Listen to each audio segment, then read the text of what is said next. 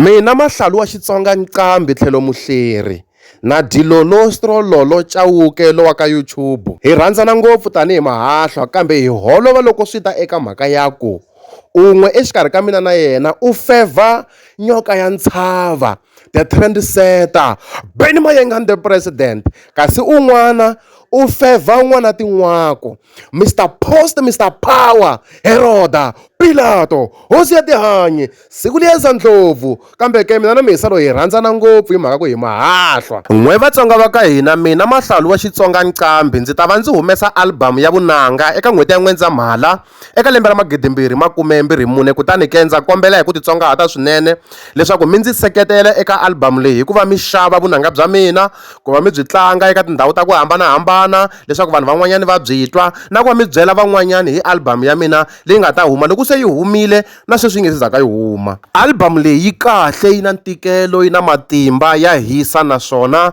yi ta karhata swinene hi mhaka ku ndzi yi swekile na vafana lava mi kuma ku va ntsanana hi malembe kambe ke va na ntokoto wukulukumba swinene loko swi ta eka vunanga bya Xitsonga. Kutani ke yi ta hlupha swinene. Mahlalu wa Xitsonga Nqambi tlhelo muhleri, lani hi le finalini.